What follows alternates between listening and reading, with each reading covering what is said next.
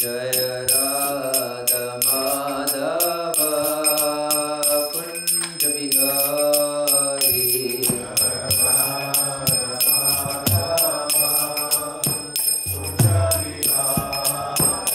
Jai Radha Madhav Kunj Bihari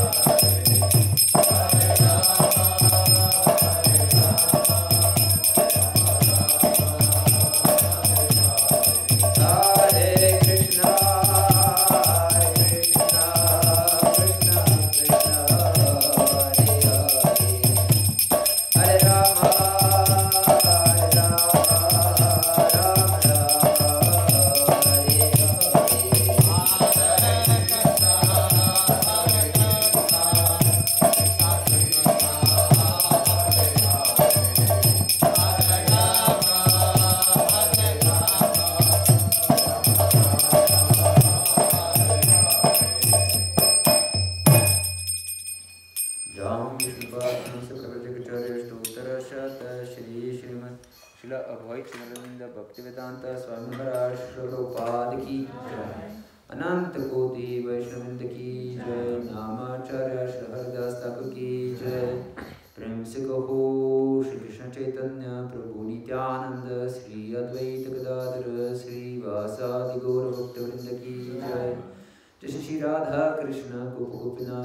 Shyama Kundara Kunda Giruvardhan ki jai. Nitai Gaur Pramanande Hari Bol. Oh glorious assembled devotees, Hare Krishna. Oh glorious assembled devotees, Hare Krishna. Oh glorious assembled devotees, Hare Krishna. Oh glorious to Shri Guru and Shri Gauranga. Oh glorious to Shri Prabhupada. Namo Vishnupada Krishna Puttakutadesh Mantaradhan Swami Tiramini. Namo Vishnupada Krishna Puttakutadesh Shrimati Bhaktivedanta Swami Tiramini. Namaste Saraswati Deve Gauravani Pracharine Nirvishesha Shunyavadi Pachatadi Shatarine. Om Ajnanatimirandasya Gyananjana Shalakaya Chakshurunmilitam Yena Tasmai Shri Gurave Namaha. Shri Chaitanya Manobhishtam Stapitam Yena Bhutale Swayam Rupa Kadamaham Dadati Svapadantikam Vandeham Shri Guru Shri Yuta Padakamalam Shri Gurun Vaishnavamscha Shri Rupam Sagrajatam Sahagana Raghunatam Vitam Tam Sajivam Sadvaitam Savadutam Parijana Sahitam Krishna Chaitanya Devam Shri Radha Krishna Padan Sahagana Lalita Shri Vishakanvitamscha. He Krishna Karuna Sindhu Dinabandhu Jagatpate Gopesha Gopika Kanta Radha Kanta Namostute.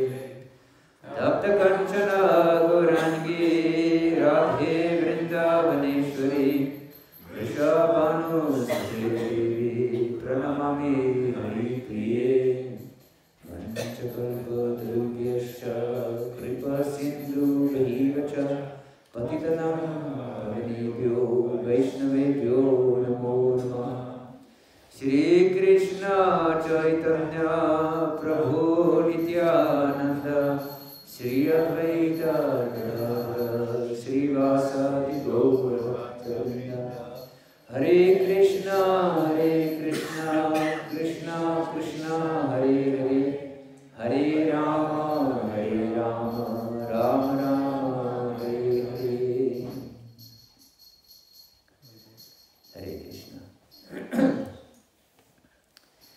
So today we discuss further our topic on surrender.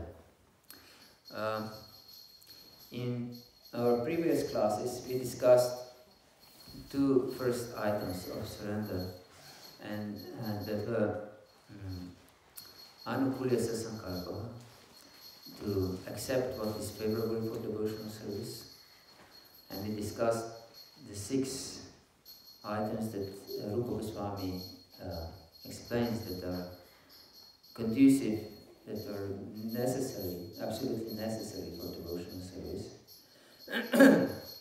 And then we discussed the items which are to be rejected on our spiritual path, and that are 6 items that Rupa Goswami explains in Upadeshamrita, that they destroy devotional service. Yes.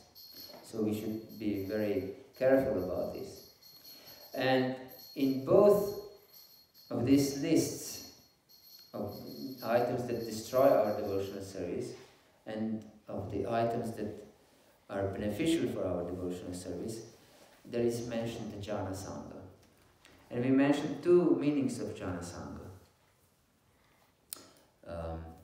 One is, of course, to avoid association of worldly people, of materialists. And the other we discussed in our previous class is to avoid association of the opposite sex. And both are extremely important. But there is also one aspect which we didn't mention so far, and which is very strongly emphasized by Bhaktivinoda Thakur also, is association of Dharma Dvajis. Dharma means, of course, the path of religion, or in our case, it's Bhagavata Dharma, the path of devotional service to Krishna. And Dvaja means what? Anyone knows? Dvaja? Dvaja means the flag. So Dharma Dvaji is one who waves the flag of Dharma or devotional service. But in fact, he's not a devotee. He pretends to be a devotee. That means he wears tilak, he wears kanti, mala, dhoti or sari. But he's not surrendered to Krishna. And we discuss now in our seminar what are the items of surrender, that we can know who is a devotee and who is not. And this association of Dharma Dvajis is more detrimental than association of karmis, of opposite sex. And why? You have an idea? Why it's so dangerous to associate with Dharma Dvajis, those who are outwardly devotees but not in the heart.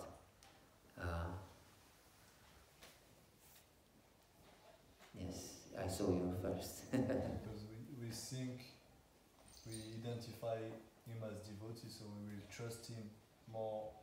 It will be a reflex to accept what he said. Yes, this is very important.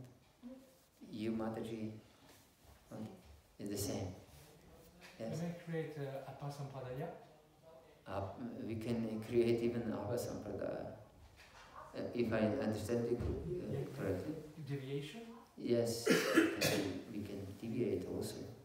Yes. They can spread confusion in the mind.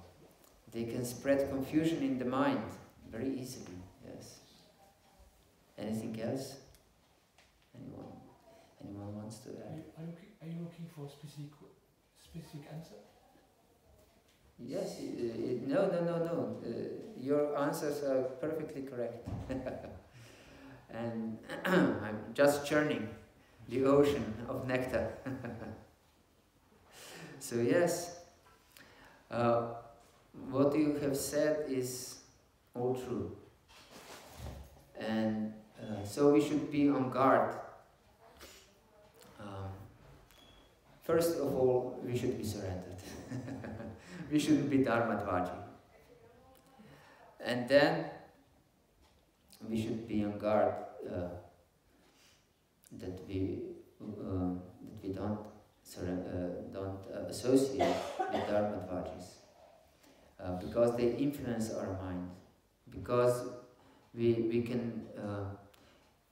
see that they are seemingly devotees, and we easily accept their ideas, their concepts.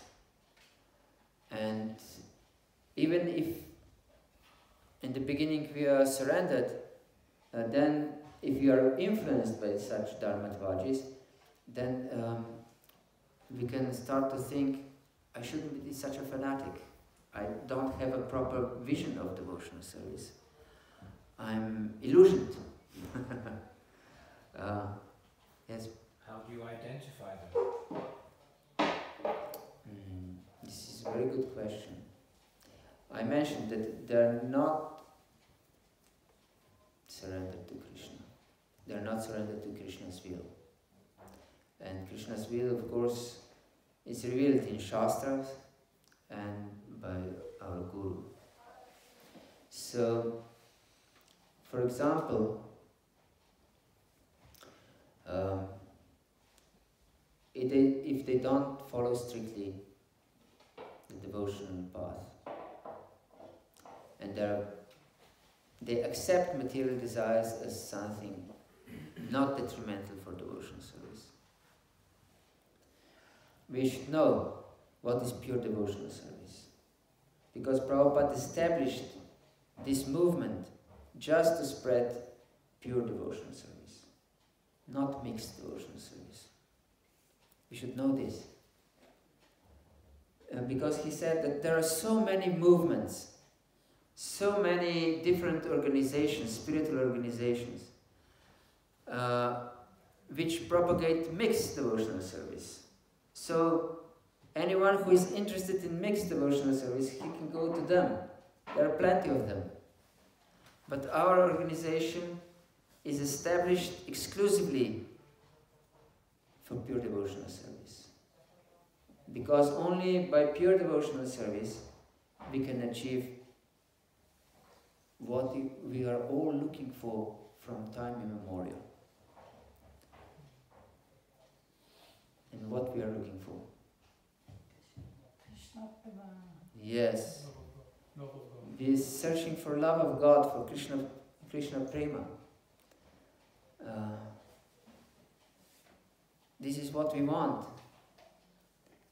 But this misconception that material life can bring us happiness is detrimental for our devotional service. Therefore, keeping material desires and thinking that we can achieve this highest perfection is craziness. Yes. So, even if we are full of material desires, if one is full of material desires, because we come to this world with full of material desires, and we maintain our material position through our material desires, so it's natural that we are full of material desires. Sadhaka is by definition not pure yet, isn't it? So one would argue, how can I perform pure devotional service if I'm not pure? But the point is that our sadhya, our goal in devotional service, depends on our sadhana. So if our sadhana is not pure, it's not practicing of pure devotional service, we will not achieve the fruit of pure devotional service. Yes, we should understand this. So even if we are full of material desires, if we know these material desires are detrimental for my spiritual life, I want to get rid of them. I want just devotional service to Krishna and nothing else. I want to get rid of these material desires that are ruining my spiritual life. Then we are in proper consciousness. Then we practice pure devotional service. But if we think that if I have a little material desire here and there, it's not such a problem, and Krishna is merciful. Krishna will understand. Yes, Krishna is merciful. Krishna will understand that you want material happiness. Yes, and He will facilitate everything that we can fulfill our material desires. So one can be much more advanced than we are, and has much less material desires than we have. But if he thinks that this small amount of material desires is not a problem, then he has a big problem. In fact, he's Dharmadvaji. So we should first be strict to ourselves to understand that material desires are detrimental for my spiritual life, and I want to get rid of them. I want to get purified. Then we have proper mindset. then these material problems are not causing us such harm, because we have proper mindset. But if we don't have this proper mindset, we will be destroyed by our material desires. Destroyed in the sense that we cannot achieve what we are looking for. And we are looking for Krishna Prema, as we said. Yes, so we continue our discussion on surrender with third item of surrender, and this is Rakshishatiti Vishvaso. Rakshishatiti means to protect, and Vishvasa means to have firm faith. That means that we have firm faith that Krishna will always protect me. This is a very important item of surrender also. To be completely dependent on Krishna for his protection. And Krishna promises his protection in Bhagavad Gita itself. Sarva dharmam parityajya mam ekam sharanam vraja aham tvam sarva papebhyo mokshayishami ma shucha. Yes, I believe it's most famous verse from Bhagavad Gita. And he promises that he will deliver us from all sinful reactions if we just surrender unto him. And what are sinful reactions? This is a question to you.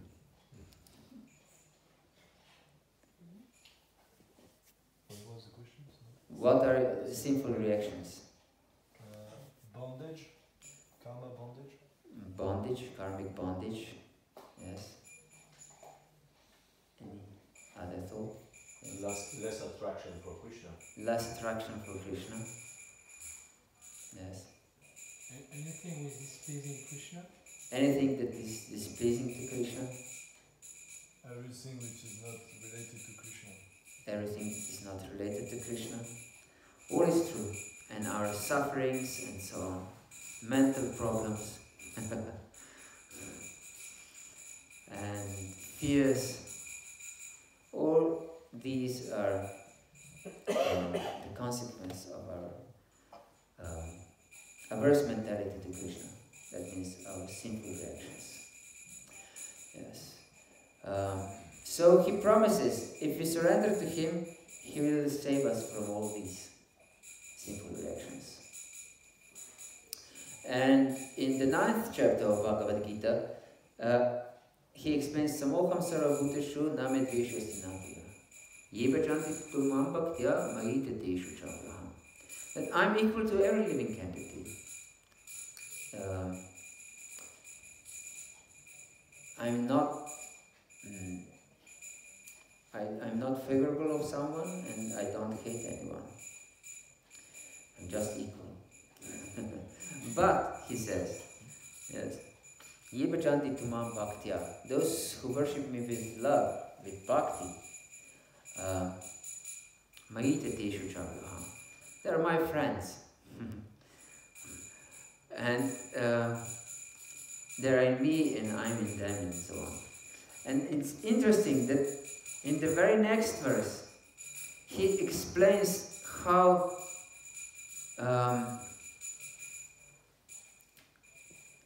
deep is his connection to a devotee. And he says, Apichet suduracharo bhajate mamananya bhak sadur eva samantavya samyak vyavasito visa. He explains who is a devotee even.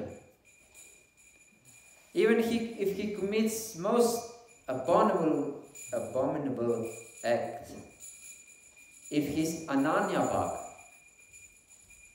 he should be considered saintly. He's sadhu eva. Eva means exclusively, only. He's not partially sadhu and partially asadhu. For example, when he commits an abominable act, that he's asadhu. Krishna says if he's Ananya Bhak, he's sadhu eva, only sadhu, only a saint. And if you recommit these abominable acts, how could it be considered? Saint. Yes, this is most puzzling verse, we can say. Yes, it is explained by Srila Prabhupada if his abominable acts are the consequence of his past conditionings. And Krishna himself also explains in the next verse, Kshipram bhavati dharmatva shachvanchati nigachati kaunteya pratijanihi name bhakta pranashati. That Kshipram bhavati dharmatma, that such a person who is Ananya Bhak, he will very quickly become righteous. Pure, that means. Yes. Kshipram, very quickly. Yes, we should understand this. And in this verse, Abhijit, it's very important, this word Ananya Bhak. Anya means other, and Ananya means not other. And so he's completely dedicated to me, not to other things. If he's completely dedicated to me, Ananya Bhak, then he will very quickly become righteous. If not, he shouldn't be considered saintly, for the first thing, because he's not Ananya Bhak. And he will not quickly become righteous. Yes. So we should understand this. And Jiva Goswami explains that this Abhijit verse is just hypothetical. The devotee won't commit any abominable act if he's a real devotee. But even if, sometimes we defeat the opponent's argument with his own arguments. And we can say, even if what you are saying is true, still what I'm saying is valid. And Krishna uses this logic. Even if my devotee commits abominable act, he still should be considered saintly if he's an Ananya Bhak. Yes. And so Krishna, Bhagavad Gita, he gives a philosophy and pure understanding of how he acts in this world and how devotees act in this world. But Srimad Bhagavatam gives examples, many examples, of how Krishna protected his devotees in different circumstances.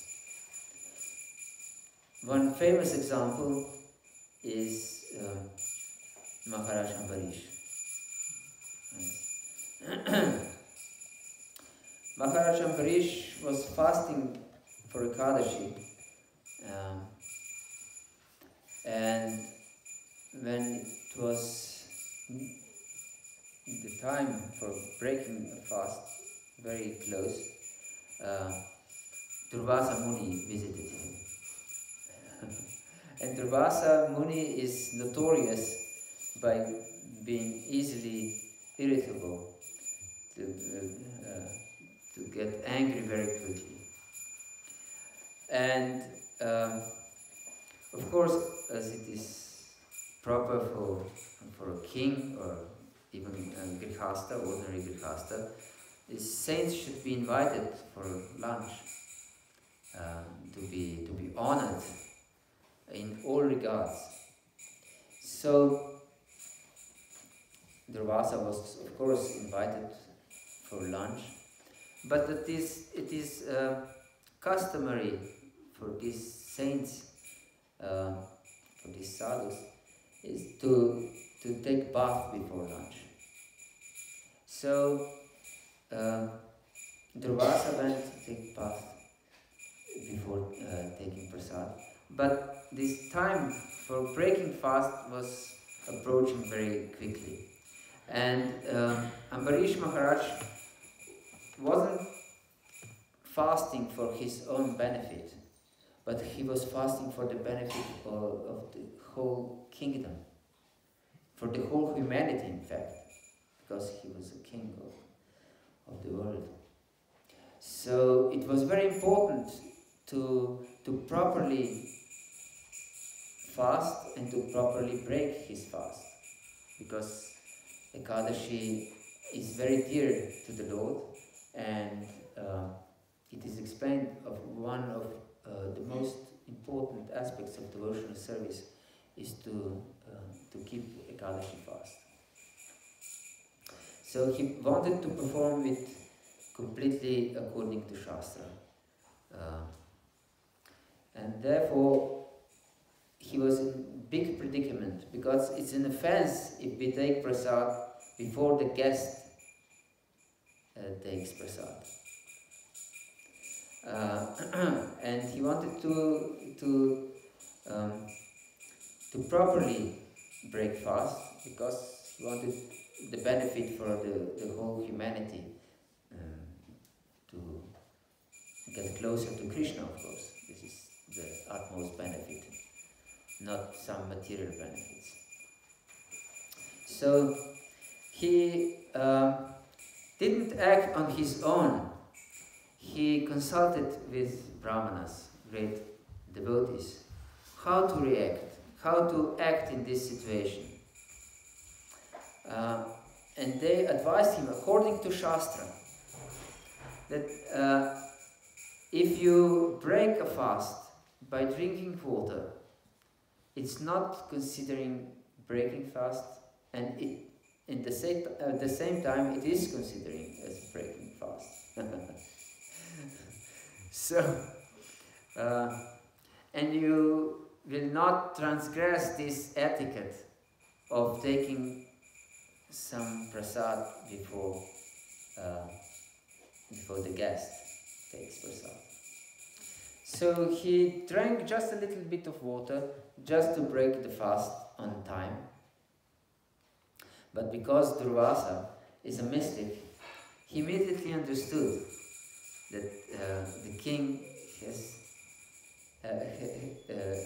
had ingested something before he was served. And because of the false ego, he became furious. He became extremely insulted. Yes. Because we should know that this false ego causes us to be insulted very easily. If we are ignored, if we are not shown proper respect,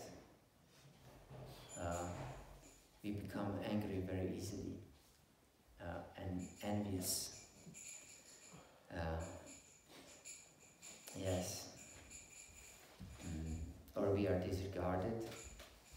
Therefore, Lord Chaitanya mentions this Trinada Pisanichana Torori Vasarishana Amanina Manadina Kirtanasta. That we can be connected to Krishna only if we are more humble than the blade of grass and tolerant as a tree. And we don't expect others to respect us. Yes. So, and of course, to offer respect to all living entities. Only then Kirtaniyak Sadahari is possible. Otherwise not. Otherwise we'll struggle for survival in this material world. Just continue our material existence. Yes. Therefore it's so important and to understand this. And this pastime between Maharaj Ambarish and Durvasa is so instructive. because he was so angry, so furious, that he wanted to kill Maharaj Ambarish. He pulled out a bunch of hair from his head, thrust them on the ground, and created a fiery demon to destroy Maharaj Ambarish. Yes. One may think it's crazy, but false ego can make us crazy. And as long as we keep our material desires, we discussed before, these material desires, even small material desires, we are crazy. The whole material world is a madhouse, and we are inmates in this madhouse. Yes. We identify with something that we are not. Yes. Like those crazy people who identify with, I don't know, Napoleon. Yes. So we identify with our body, with the idea, I'm this, I'm that, I'm young, I'm old, I'm man, I'm a woman, I'm a father, I'm a mother, I'm a daughter, I'm a son, I'm this, I'm that. Yes, this is craziness. I'm just a servant. This is our eternal identification. Should be.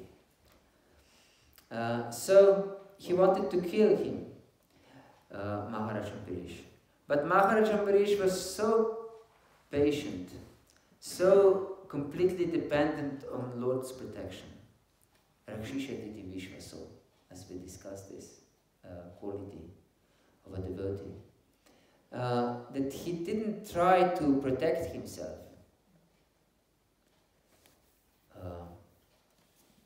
And he didn't curse, counter-curse Durvasa, because this was usual for even Brahmanas of Satya Yuga. If someone cursed someone, he counter-cursed back. And this was illustrated in when Daksha was offended by Shiva, who didn't stand up for his glorification. Then this cursing and counter-cursing was going on in the assembly of Daksha. Yes. So, but the Lord couldn't tolerate that some fiery demon would kill his pure devotee. So he sent his Sudarshan Chakra, who first burned the fiery demon, destroyed the fiery demon, and then wanted to punish Durvasa. And Durvasa saw that I have no escape.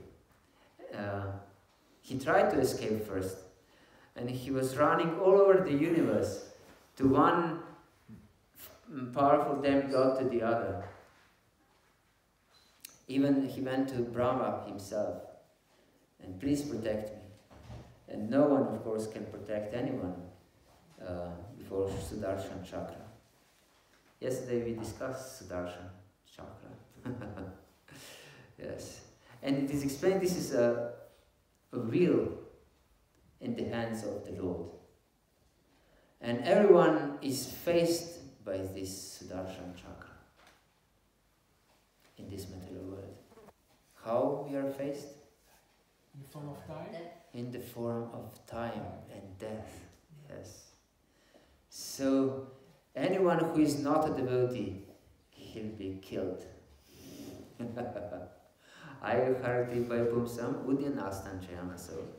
Tasyayataya nitra uttama shloka vartaya.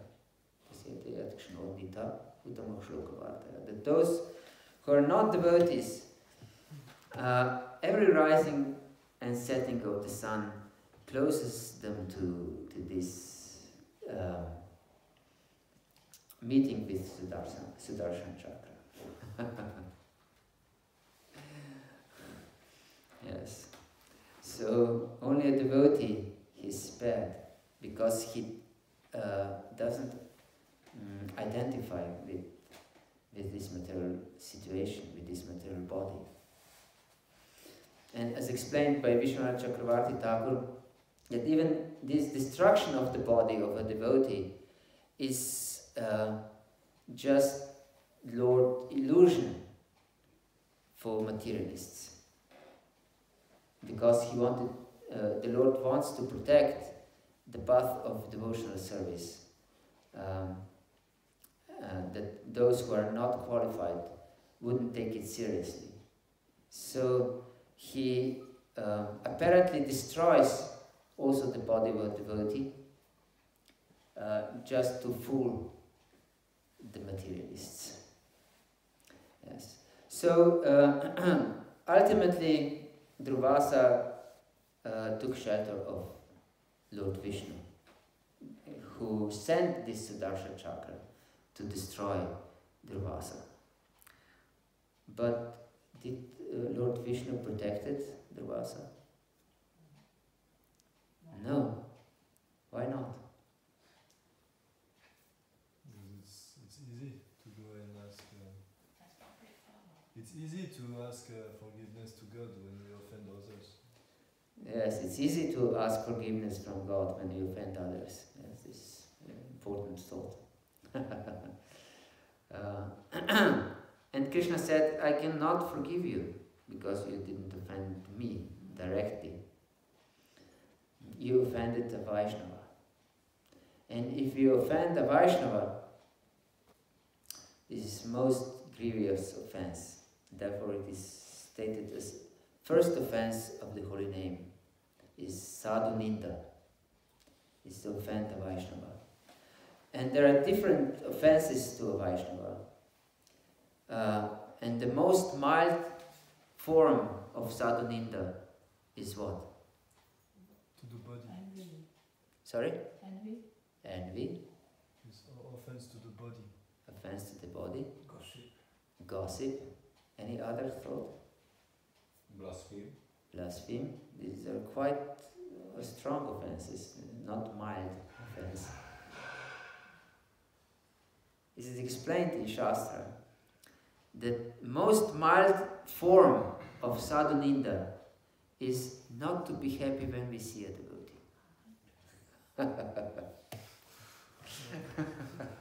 Can you repeat?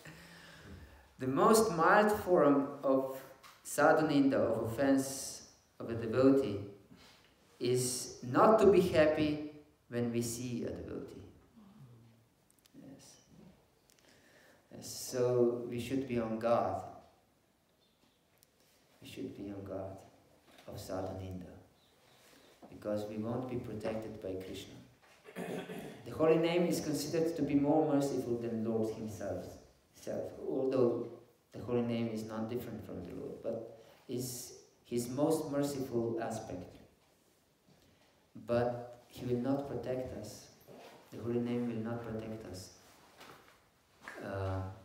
if we offend Vaishnavas. If we commit nama aparadas, not just sadhu ninda, but all 10 offenses, then we cannot be saved by the holy name.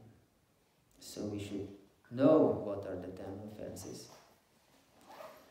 One we can discuss, but not now. Maybe next time when I'm visiting here, if Krishna allows me. We can discuss also the 10 offenses. Yes. So, yes, please. Yeah, actually, it leaves a lot of space for the judging, because we could be judging others. That person is an aspiring devotee. That person isn't a devotee yet. They could think the same of me. So it leaves a lot of space for judging. And if we're an aspiring devotee, if I'm an aspiring devotee, I don't have the right to judge another. Yes, no one has a right to judge. For example, Jesus said, Judge not, lest you will be judged.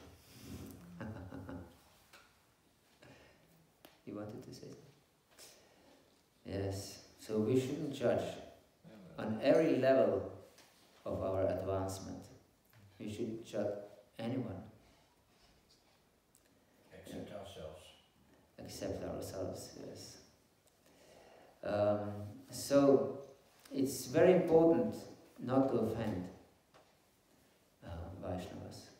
So, and he instructed, the Lord instructed Durvasa Muni how to rectify his offense, how to escape from this Sudarshan Chakra.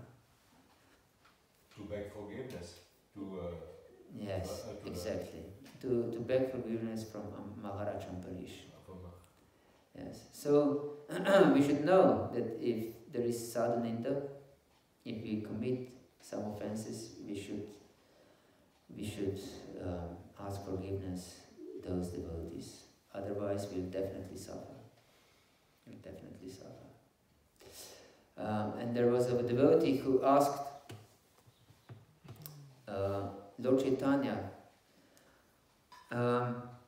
I blasphemed so many devotees, I don't even know whom I offended. So what to do? I cannot go to anyone and ask forgiveness because I'm so offensive. I criticized everyone practically. And this is also our position, that we criticize everyone. As long as we are not really fixed in our devotional service, and if we are victimized by our envy, we criticize. It's natural phenomenon to criticize. So Lord Chaitanya advised him that by the same mouth you criticize the devotee, you should glorify the devotees. So glorifying the devotees is most powerful process of devotional service. Glorifying the devotees. Okay, so we shouldn't criticize, okay, no problem. But it's not the duty, it's not the duty of those who take the role in big or small way of spiritual leaders or counselors to evaluate. So evaluate, you have to, kind of judge either way, this person doing this and doing this like that. And so it's, I don't say anything, I don't see anything, it doesn't help, Yes, it's true. It's true. So we shouldn't judge, we shouldn't criticize, but we shouldn't be fooled either by others. We should evaluate, as you said, because otherwise we cannot know who is Dharmadvaji, for example, if we don't evaluate. But that doesn't mean that we should criticize Dharmadvaji. But we should help who are our dependents, that they can discriminate who are proper devotees and who are not. And of course we should help our dependents to become pure devotionals, pure devotees of the Lord. So yes, this is important to understand. Krishna will protect us if we surrender to Him, in all regards. Yes, please. According to the question, back to the Bhagavad Gita 9:30, and the question also, if you're a pure devotee and you see a devotee commit twice or thrice most abominable actions, you cannot not be detrimental. If you see a devotee who is committing several abominable actions, you try to be averse, to criticize, but arriving to one point, how can you react? We shouldn't criticize, but we should protect others from such a devotee disturbance. You wanted to add something? You can finish. Yes, this is one point, and we should help this devotee if we can, if we are in position to help him. It's our duty to serve him, because we are servants all the time. Jivara Swarupa Hoy Krishna Nitya Das. We are servants all the time. And as Krishna explains in 15th chapter of Bhagavad Gita, and Mamaivam Shu Jiva Loki Jiva Buddha Sanatana. Every living entity is a part of Krishna. So our position is to be a servant of every living entity. But of course, we should know how to serve. For example, materialists and those who are averse to Krishna, we don't serve them according to their whims or their ideas, what is beneficial for them. We don't go and fetch them alcohol or cigarettes or meat or anything like this. But we should act like a physician. Physician wants to serve the patient according to the patient needs, not according to patient's imagination. Understand? If a patient is crazy, the physician, the doctor, doesn't cure him in the way the patient would want to be cured, but according to the science, how this patient can be cured. This is the proper physician.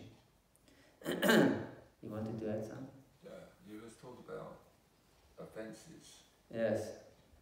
Now, Maharaj the other day talked on the appearance of the disappearance of Bhagavata Thakur, one of his books, one of the most prominent books, Dharma. Yes.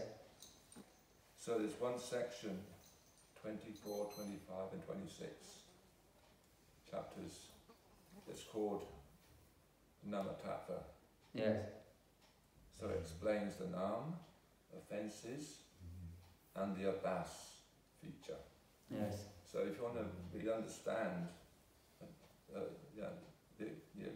we should read those chapters on in Dharma. Yeah. Yes. Yeah. We should hear regularly. Yeah. Yes. Just to finish this thought, we discussed what was what we were speaking about. Just forget immediately. Yes. So. Oh yes, I know. I remembered. Krishna remembered. Is the cause of remembrance and forgetfulness. So, proper physician knows how to cure a patient. I was speaking about this. And so, if we are able to help a devotee who has a problem, we should serve him accordingly to help him. And we serve also other living entities, but not according to their whims, but in the way that we can make them to get closer to Krishna. Yes, to approach Krishna. But if these other living entities or devotees with problems are just envious and don't want to have anything to do with us, we should serve them by avoiding them. This is also a service. So we should always be a servant of the servant, of the servant. And of course, this knowledge of Sambandha Gyan and proper Abhidaya Gyan is very much stressed in our Shastra. So we should regularly read and hear. Therefore, Srila Prabhupada said that Shravanam is foremost process of devotional service. Although we know from Chaitanya Charitamrita, the Lord Chaitanya said that the Kirtanam is most important. So how these two can go together? Because without proper hearing, as Prabhupada emphasizes, without proper Shravanam, we cannot properly chant the holy name. There is no proper Kirtanam. Yes. So it's so important, as Dharma Prabhu pointed out, that we should hear properly, that we should study these scriptures. These scriptures are not there for decoration of our bookshelves, but they are for our benefit. Yes. So we should take our benefit. And Krishna will protect us if we take shelter of him, even if we commit abominable activities. For example, from Lord Chaitanya's Leela, there is example of Kala Krishna Das, who was Lord Chaitanya's personal servant, and he was attracted by some Bhattahari's women and left the association of Lord Chaitanya. But Lord Chaitanya personally went and took him by the hair and saved him. So yes. And other example, we cannot go in details because we are running out of time, is Maharaj Parikshit, who was protected even in the womb of his mother, Uttara. But why I wanted to take this example of Maharaj Parikshit, because when he was cursed by this Shringi, this Brahmana boy, apparently Maharaj Parikshit wasn't protected by the Lord. Why was that? Why do you think? Because he wanted the Bhagavatam to take birth. Bhagavatam to take birth has to appear. Also, it's said that he could have asked the curse to not act, but he understood that the Lord must have a plan, so he did not. Yes, this was on the part of Maharaj Parikshit, not on the part of Lord Krishna. For example, if we in this example of Maharaj Ambarish, Maharaj Ambarish didn't ask the Lord for protection or to counteract the demon, the fiery demon. But Lord nevertheless sent his Sudarshan Chakra. But in this case, he didn't send Sudarshan Chakra and destroyed Takshaka and Shringi and, and everything else. But we should know that Lord has his plan, and his plan is the best protection for us, even if our body is destroyed. Yes, so we should know that this is also Lord's mercy, even if our body is destroyed. Everything that is going on, it's perfect arrangement of the Lord for our benefit. We should have this perspective on reality. Otherwise, we are always disturbed. Why is this happening? Why is that happening? Yes, why these devotees are spaced out? Why are they not? They don't show me proper respect. Why they are ignoring me? Why they are offending me? Why this? Why that? Yes. And why this Mataji is not properly dressed? And why this Prabhu is so puffed up? And so on and so forth. he thinks that he's singing so nicely, but he's croaking like a frog.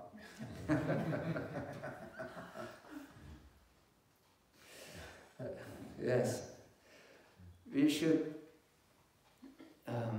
see that everything that happens, every environment we are put in, is the best for my purification, is the best for development of my consciousness. It's Krishna's mercy for me. Yes. And his special protection for me. But I should take his protection. I shouldn't resist his protection. I shouldn't reject his protection. Yes. Hare Krishna. Hare Krishna. Yes, please. You have a question. Yeah, I was just wondering, sometimes we can have like senior devotees who can maybe advise us in many ways which are not according to our gurus and mentors are advising us. So I was wondering, as everything is the will of the Lord, is Krishna sending these people to test our faith in Guru? That's my question. Yes, when we take shelter of a guru. Sorry? Can you repeat the question? And the question was, if some senior devotee comes and advises us, but his advice is against the instruction of a guru and our superiors, if I understand correctly, it should be considered Krishna's mercy or what? Is it testing our faith? Is the Lord testing our faith? Yes. Most definitely. Maya will test us on every step we take. This is Maya's duty, is to test us. Because the same as it is in school. If you want to proceed from one grade to another, you have to pass a test, isn't it? So Maya puts tests on our progress in devotional service. Are you ready to progress to another grade or not? And if we pass the test, we proceed to another grade. But if we don't pass the test, we should repeat this grade again and again and again. So yes, when we accepted spiritual authority, someone who inspires us most in our life, which the first thing is to dedicate our life to his lotus feet. And therefore, Guru Padashraya is the first item of devotional service. Guru Padashraya tasmat Krishna Diksha Shikshana Vishrambena Guru Seva Sadhu Vartman Vartana. The first thing is to accept the shelter of spiritual master and serve him. Of course, if he's a proper devotee, otherwise he's not a guru. If he's not a proper devotee. For example, we know this famous example that Bali Maharaj rejected Shukracharya because he advised him not to surrender to Krishna. So if we have a guru that he advises us not to surrender to Krishna, he's fit to be rejected. But if his instruction how to surrender to Krishna differs from the advices of other devotees, then we should be grateful for their advices and try to find the solution how to what's the word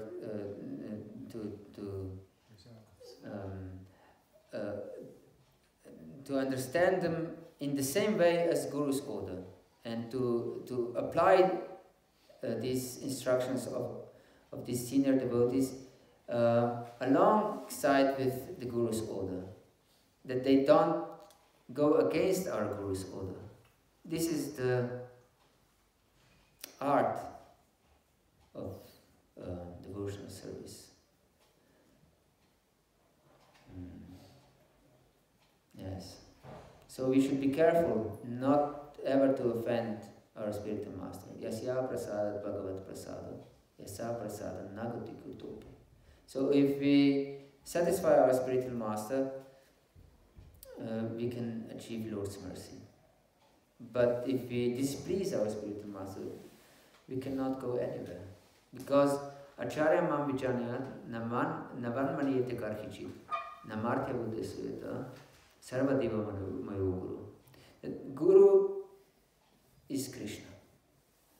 Krishna said this principle. I'm Acharya. I'm Guru.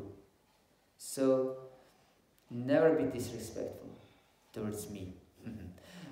Why is this so important? Because we are in this material world from time immemorial. Because we want to be in the role of Krishna. We want to be number one. Understand? We want to be number one. We want to be Krishna. Number one is Krishna. And if we just theoretically accept Krishna as Supreme Personality of Godhead, without taking shelter of Krishna, of Guru, then I'm still number one, but my lip service is telling that I'm cheating myself and others by accepting Krishna as the Supreme, as my authority. But actually, therefore, Krishna established this principle that one should accept Guru. Because then, when I accept a spiritual authority, a Guru, then I'm not number one anymore. You understand? I put some concrete personality on the first place. He's number one. I'm not. Therefore, we should be very sincere in accepting Guru. It's not a fashion to have a Guru. If we are not sincere enough, if we accept Guru because of some social pressure, or because it's nice to have a spiritual name, and we will be recognized more in the association of devotees, then the time will come that we'll hate our Guru. Because when we accept the Guru, we put him in the first place in our life. But we don't want, as long as we are materially conditioned, we don't want anyone to be in front of us. We don't want anyone to be the central figure of our life except ourselves.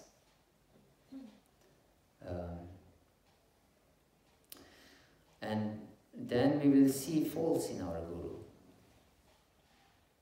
And we will start to criticize him and seek excuses why not to follow him properly or whimsically. Why we should follow him when we think that it's proper. We judge his instructions. You understand? So we should follow his instruction as our life and soul. Vyavasyatmika buddhirikikha gurunandana. It's explained by Vishnu Chakravarti, this verse from Bhagavata Gita from 2nd chapter. This is complete faith in the order of the Guru. To have one-pointed determination to fulfill his will. You have a doubt? You wanted to stress something? Okay. Well, unfortunately, in ISKCON, some who were gurus were put down from their position of guru, and they're not gurus anymore. So, according to the GBC authority. So, what is a disciple supposed to do? Yes, I explained already. If a guru is not in a position to be a guru, that means that he's fallen, he should be rejected. And we should accept another authority in our life. Yes, he should be rejected. So the guru is one who is Kipa Vipra Kipa Nyasi. Yes, Guru Kipa Vipra Kipa Nyasi. How it is? Yes, Kipa Vipra Kipa Nyasi. Shudra ke Benaya. Se Tatvavita Se Guru Hai. So, Krishna Tattvavita. Those who know Krishna Tattva, he's a guru. But this knowledge is not just theoretical, but it is practical. That means he follows his own guru, and if he's fallen, he's not following his guru. Understand? I don't hear properly, that's the problem. If someone is fallen, if someone is fallen. Is what? Fallen. Yes. If someone is fallen, he's not properly situated. He's not following his own guru. Understand? So he's not fit to be guru. Yes. So he's fit to be rejected. Yes. So we should know this. We shouldn't be fools. Devotee doesn't mean that he's fool. He's a fool. He's most intelligent living entity, actually. So we should apply our intelligence. If the guru is fallen, we should reject him. But if he's not, if he's instructing us to surrender to Krishna, and he himself is also surrendered to Krishna, then we should accept his order as our life and soul. Yes. Is there any other point? Yes. Yeah. Talk about fallen guru. Yes. Some years ago, when I was in South Africa, and Bhakti Chubaraj, she was co-GBC at the time with Giriraj Run. So I asked Bhakti Chubaraj the question, what if you see a senior disciple, Prabhupada, and he was a guru and he fell down, what we should do? What should we do? Yes. He said, you make him feel welcome, treat him very nicely, and then he'll stay in his, ISKCON. We should not, we should treat him with respect, even though he may be falling down. But we Yes, should treat of him course. nicely. Of course. If someone is fallen, doesn't mean that we should spit on him. No. But everyone should be treated by respect. Even if he is put in jail, for example. Yeah. He still should be treated by respect. Yes. But that doesn't mean that we are fools. No. That we can be fooled. Yes. But we should show respect to every living entity. Yes. Fallen or not fallen. Okay, I think we should end. Shri Prabhupada ki jai, Gaur Bhakta Vrinda ki jai, Nitai Gaur Premanandi. Next session is at 1 o'clock. Yes, the next session is at 1 o'clock. Please accept my humble